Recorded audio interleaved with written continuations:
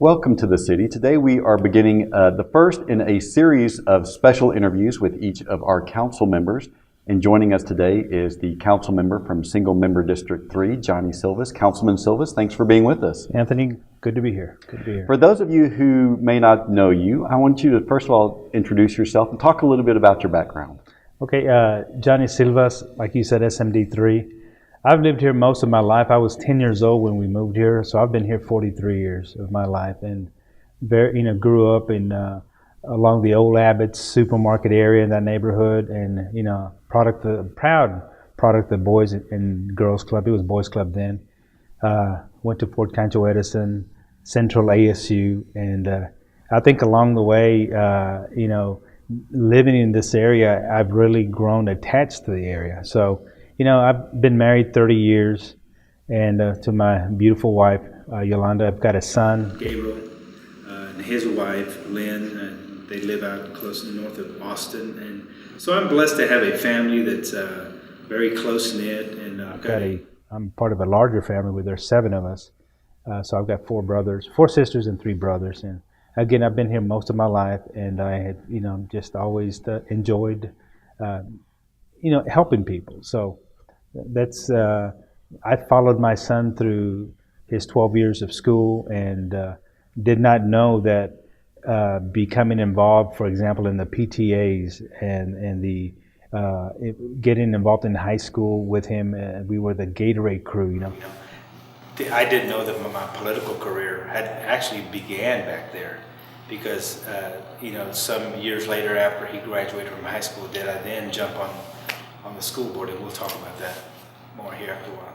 As we're filming this, it is right now May the 3rd, and in 8 days we will be having an election for some new council members, and 6 of the council's 7 seats are on the ballot. You are the only council member whose seat is not on the ballot for this election.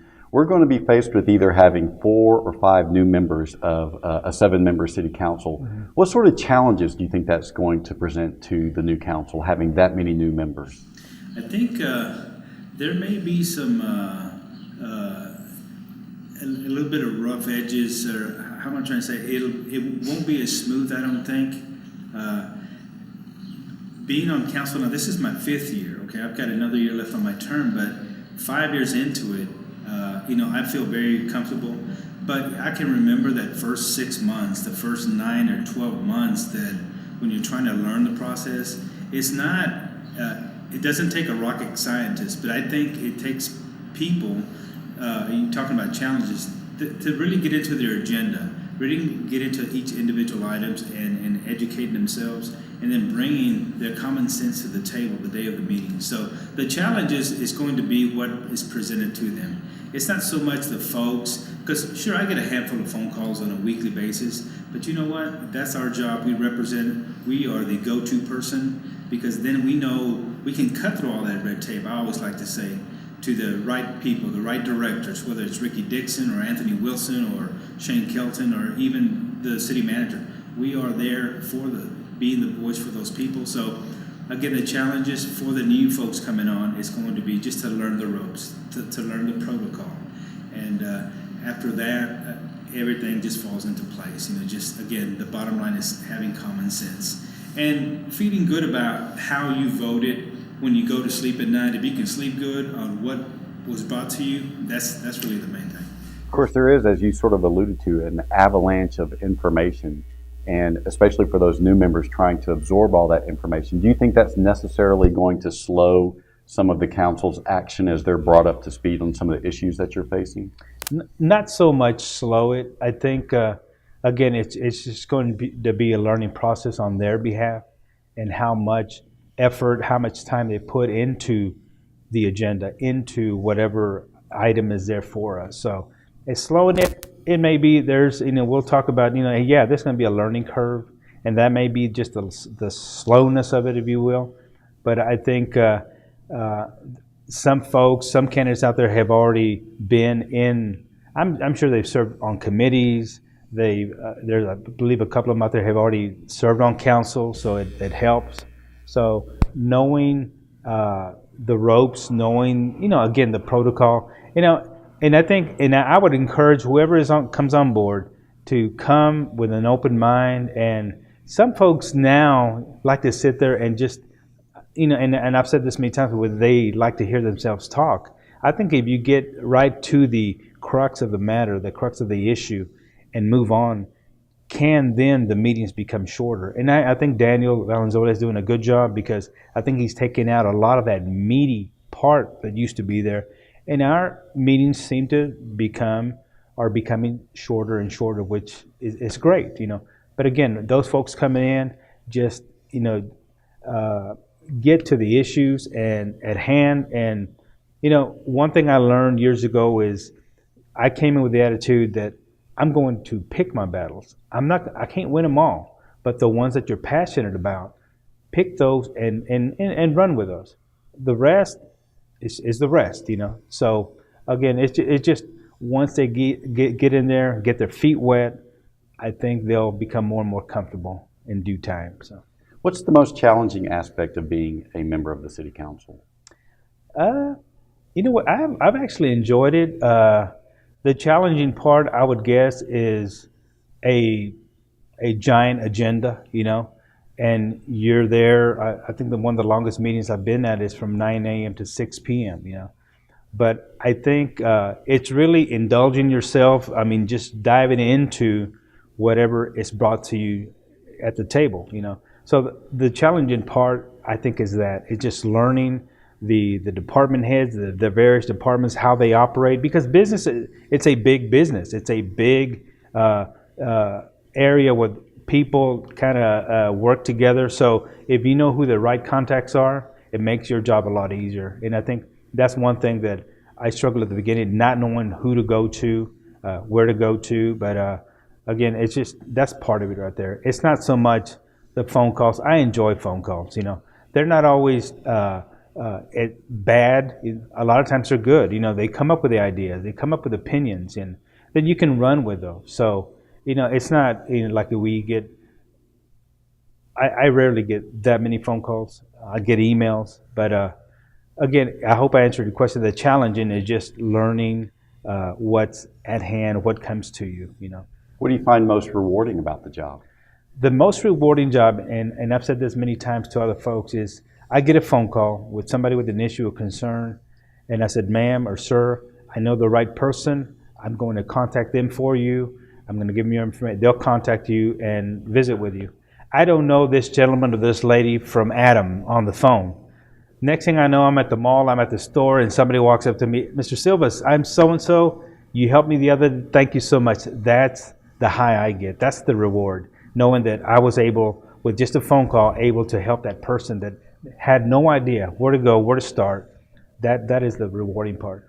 You mentioned that you served as a trustee on for the San Angelo Independent School District. How does serving as a school board member compare to serving as a city council member? I think there is a difference, not a whole lot of difference. The one difference that I did find, that it seemed to, when I served on the school board, my hands seemed to be tied just a little bit more, because there is a line of governance that they adhere to is so strict that you have that one employee, that superintendent, that you have to go to, or her or his assistants. That kind of tied me down a little bit. I feel more free here at the city government level, because I don't have to go to Daniel Valenzuela for everything. I know the people that I can call and depend on to go to with an issue, to resolve, to look into, to go and visit a taxpayer. So I think I am more free to go with just whoever's out there, Whereas to over there, yeah, you're helping out the children, you're helping out rebuild schools and all that. But it seemed like the line of governments was really looked at it a little bit harder. So, you first ran for office in one election back in 2009, correct? Mm-hmm. Why did you run to be on the city council to begin with? You know what? I know that what I was able to do while I was on school board and help out a lot of the folks that needed a voice, I just, it's kind of crazy. I never thought I would, but when people started approaching me that I would be a good candidate, I didn't think I was going to do it. But I guess, Anthony, it gets in your blood, The Bible says that we're here to serve And I love to serve. I love to lend a helping hand to whoever it is. So I knew that the person that was in my seat was not going to run again. So that's when I decided, why not? It can't be any much different from school government. It is a tad bit different, but not that much. The beauty of it is being able to represent and being able to be the voice for those people out there who sometimes feel they have no voice. So. We're talking with Councilman Johnny Silvas. We'll be back and continue our discussion in a moment, but first we're going to spotlight another outstanding city employee. My name is Quade. I'm the hit and run investigator with the traffic division of the police department. I've been there for 24 years, or with the city 24 years. We have approximately between 60 and 80 hit and runs a month that come in through my desk. All of them come across my desk. We look over all of them, investigate the ones that we can do something with. It's a full-time job, especially when you get some serious ones where somebody's run over or something like that, like we've had recently. And it's a challenge because it's like putting the puzzle together. Sometimes you have all the pieces, sometimes you don't, and just see if you can figure out what happened. Well, you've got the scene, the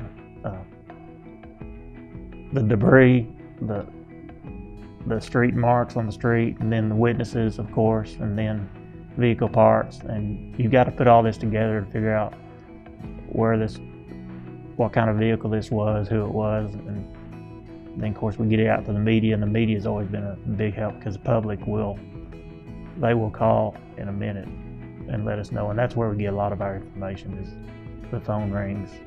We may have nothing to go on, and the phone rings, and off we're going. For this year alone, I've crossed over 300 so far. So that's right about average. And it's getting worse, actually. Especially downtown with all the people at night and everything. What's getting worse is we're actually having more serious hit and runs. Pedestrians getting hit, and that's when it's really getting bad. Alcohol is a big factor in that. We've recently had several pedestrians hit downtown. Alcohol is involved in all those. We've had like 7 people get hit downtown in the last 8 months. And I would say alcohol is a big factor, or a suspended license or warrants as far as that goes is a big issue. Here recently, it's actually been, majority of the time, it's usually the pedestrian that's actually in violation.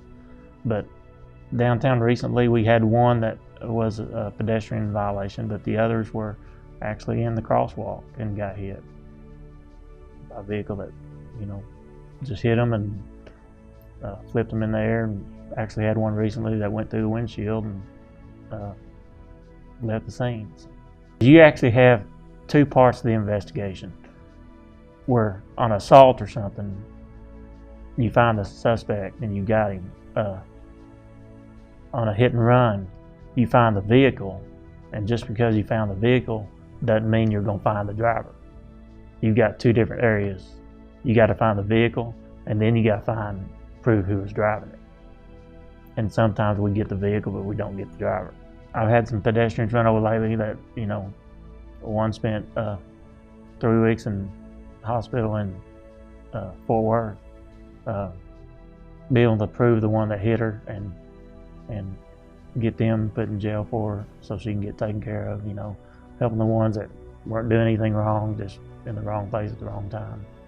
Lots of times we're called usually to clean up after everything's already taken place. I mean, we're on call and stuff with fatalities, and we'll get there, everything's already done, and we got to put it back together and figure out what happened. A lot of people don't understand exactly what all goes into an investigation. I mean, I've got felony hit and run right now that I probably worked on 40 hours so far. And we caught the guy within 2 days after I started it. But just the follow up and getting everything in row, getting everything in line for a successful prosecution just takes time. For me, actually, a good day is just leaving there with all the accidents or the investigations I started that day finished. I mean, to me, because I stress real bad if I leave for the next day, you know, I worry about it, but which is not a good thing to do, but just be able to finish up what I started.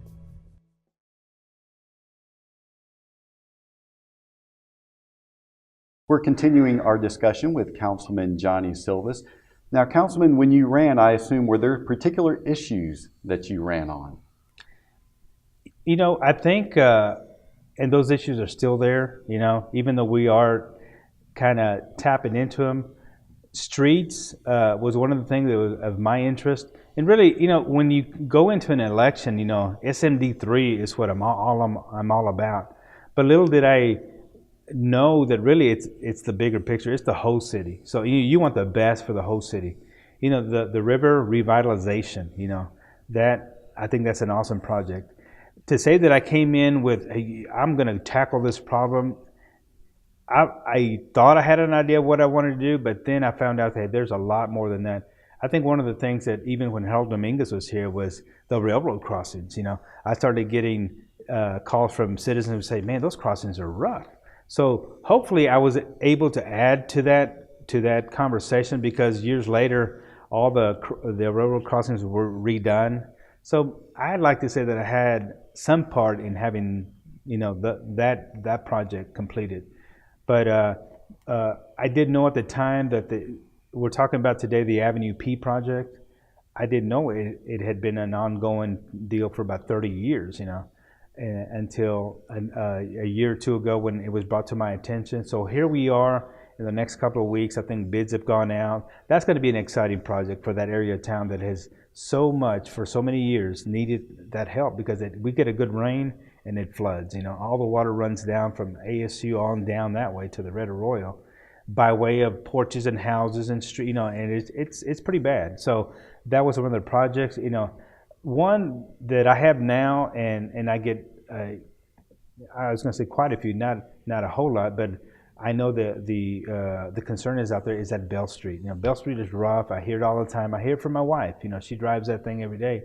So I understand what they're saying. It's just a matter of, hey, the financial part of it has to come into play first. So I've got big ears. I'm listening to what they're saying. I'm listening to those folks. So we hope that one day here pretty soon, Bell Street may be looked into, redone, reconstructed, whatever. So those have been some of the main ones. Of course, you know, we all talk about water, you know, and I hear folks say, even at some of these forums that have been going on, that, you know, what are we looking at as besides the hickory? Well, I'm glad that the hickory is even there, because again, people don't realize that this project, the Hickory project, is probably a 30 or 40 year project that's been in progress or in the process of us bringing it to us. So it fell into our laps, and luckily we were able to instigate it, kind of move it even further. Even it's almost completed, about another year or so, whenever it is. But, you know, I don't like the fact that it took so long. I had no control over it. We had no control, the current council. But to be a part of it and watching it, the fruition of it happening is a humbling thing. And we all know we need the water. So we're looking at other sources. We're not just the Hickory and that's it. There's other areas that we're looking at. And of course, we can't talk about it now, but we're not just sitting still on this one project. Of course, one of the biggest decisions that you've had to face as a council member is the hiring of a new city manager. I want you to talk a little bit about why you felt like Daniel Valenzuela was the right choice for that job and his performance to date. You know, when we started interviewing the last 5 candidates, Daniel came up to the top, in my humble opinion, because I know that even the guy that we're looking at that came in second, so to speak, Daniel seemed to have done his homework, because in others, when we would ask him questions, we go around the table and ask him questions, there was a lot of times that hesitation. Oh, let me think about that one. Daniel just was like, you know, he was clicking. He had the answer, and he was ready to respond before he even asked the question. So that kind of really put a feather in his hat as far as saying, this man does know San Angelo, did his homework, and is ready to take the position. So I think that was one thing, you know, his humbleness, his God first, family second attitude. I think that played a big role. But really, the research that he did on our community, I mean, it shined. During the interview, he was there clicking. I mean, he was just hitting everything. And he may not have had all the right answers, but he had a very good grasp of what situation he was coming into and what we were dealing with. So that impressed me, as well as I think it impressed the majority of the council. And his performance to date, how would you grade that? I would grade him, he's doing a good job. You know, some people tell me that during council, they wish he would speak more, and I've told him many times, hey, you're the CEO, you're the superintendent, you're the manager, you need to speak out. And I think he has finally gotten comfortable. You know, he had the big job of having to learn everything inside the organization, having to learn the staff and the directors, having meetings, and kind of getting himself more situated and more aligned with what was here. So I'll give him an A, you know, for not knowing. There was a lot of surprises we had for him after the fact. He said, man, y'all never told me that. I said, we didn't want to tell you that. You know, we wanted you to be the leader that you said you are, and take that issue with you and run with it. I think he's doing a good job, you know.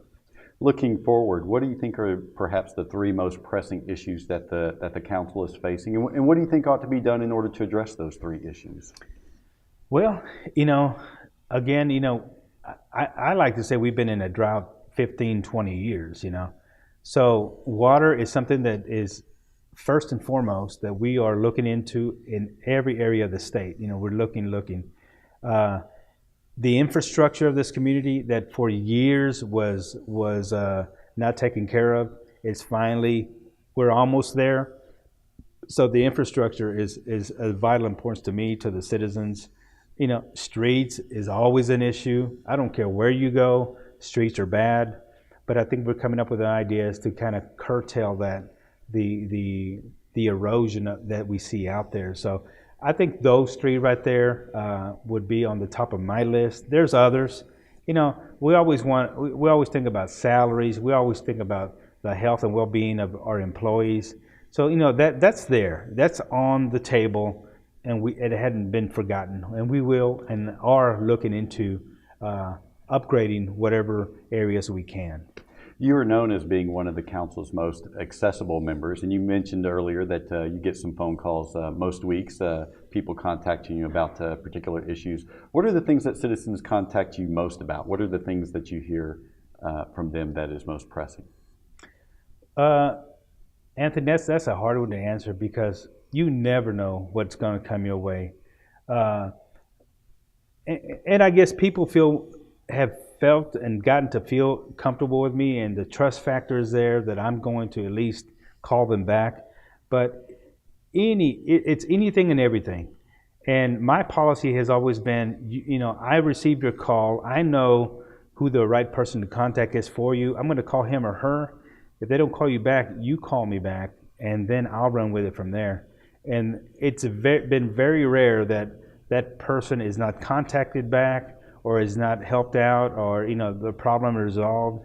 And the beauty of it all, we were talking a while ago, is whenever it's resolved and that person comes back to you and thanks you, and the little effort that I put into it by picking up the phone and say, hey, call Miss So-and-so or Mr. So-and-so, I mean, that's my reward. That's where I feel like, wow, I was able to help somebody out, you know.